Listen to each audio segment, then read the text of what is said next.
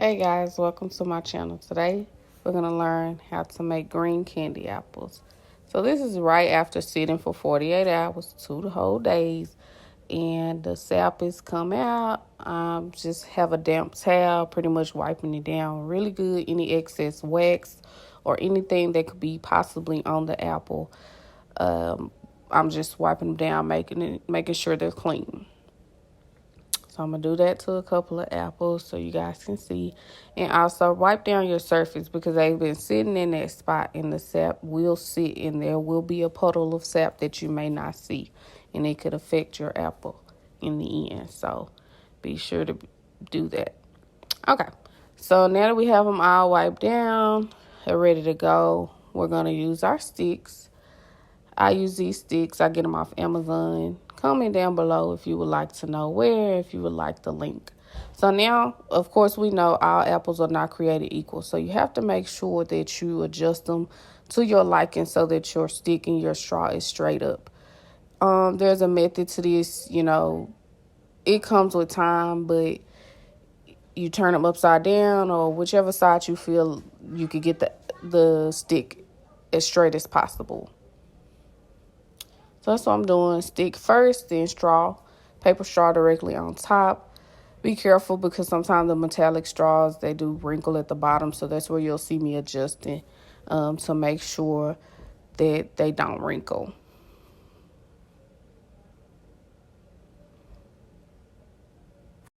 But yeah, so I'm pretty much going through all of the apples, making sure I put my sticks. And this is where you can kind of see where you need to adjust.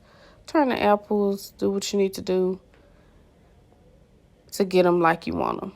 So now I use a method where whatever level the scissors are is pretty much how I cut, just to try to get them as straight as possible. And it takes time to learn how to get it to your liking, but once you do it a couple of times, you'll kind of get a feel for how tall you want them. Right, so it's time to make our candy. So I use the 4-1-1 method. It's always been better for me. I had a lot of apples, as you saw.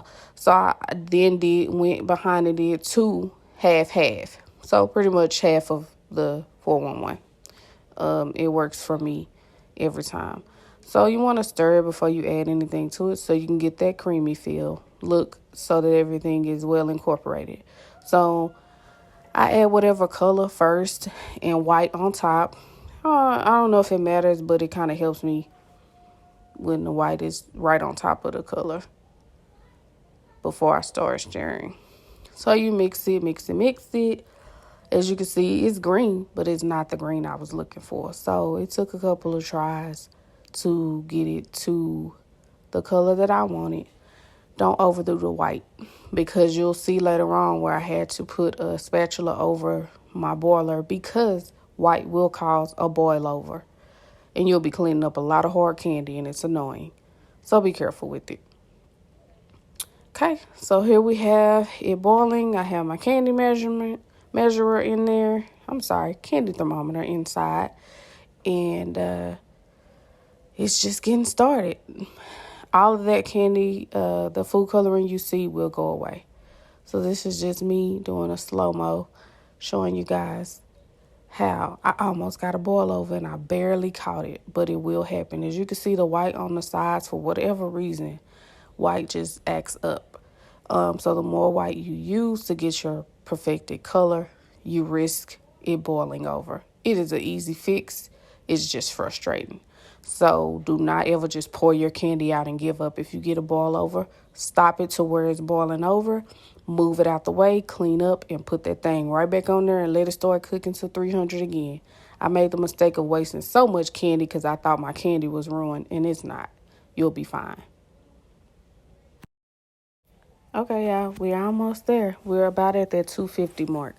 At 250, I add my flavoring. So I don't use drams. I have a lot of candy apple orders, so I had to get a bigger size off of Etsy. I believe Amazon sells them, but it's a lady on Etsy that she's more reasonable. So as you can see, that's a 4 ounce. And I buy the droppers separate. And the flavor was Tropical Punch, which is my most popular flavor. So now we're to the fun part, the dipping.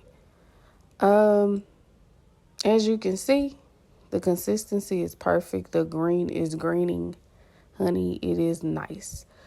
But I will tell you a pointer that I learned along the way. Scrape on the other side. If you scrape on the same side as your hand or as your handle, you will see that it does affect the stick. So if you see a lot of candy apple makers and they have candy going all the way up the stick or halfway up the stick, it's because they scraped on the same side that the handle is on, because instinct will tell you to do that because it's easier.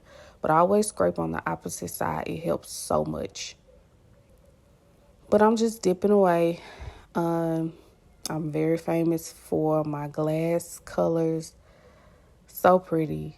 I try to match to perfection, whatever my customers want. Just because that's what I would want if I order candy apples. Granted, you will have drips, as you can see with that one. You will have bubbles every so often because there's no way for you to get every single piece of wax. But if you do your best, there may be one out of your whole batch. So, I always tell them, hey, this is handmade with love. So imperfections are bound to happen. But, keep them cool. Let them cool off before you bag them. They'll never steer you wrong. And the flavor makes up for any imperfection, I promise. And I don't know if I said it. So as far as the flavoring, I try to do, because the dropper doesn't make it go all the way up anyways. So I try to do, I guess, 1.5 dram worth of flavoring. If it's a double mix, I just do 2 full ones. So I try not to overdo it because it could affect your consistency of your candy. But yeah, your girl is dipping. One batch, and I had so much candy left. It's upsetting sometimes because you feel like you wasted, but you always want to have more than enough than not enough. Because trying to get that exact color again is close to impossible if you have to make more candy.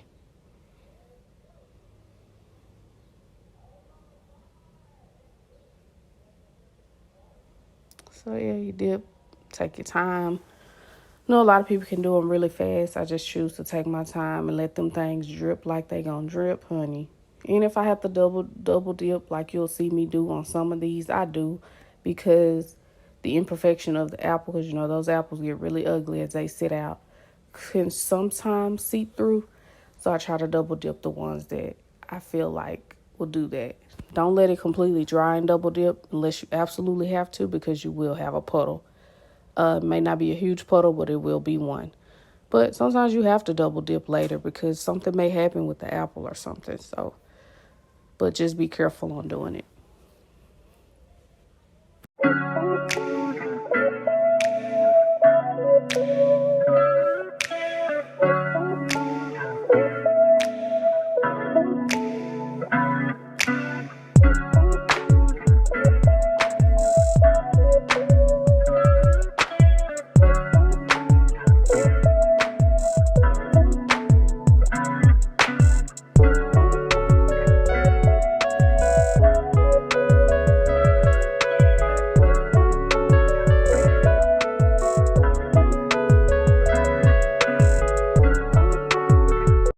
Okay, y'all. Here's the beautiful green apples. I feel like that gold just sets them off. It's giving emerald and gold. You guys for watching. Make sure you like, comment, and subscribe, and hit the notification bell so the next time I make your favorite treat, you can view it.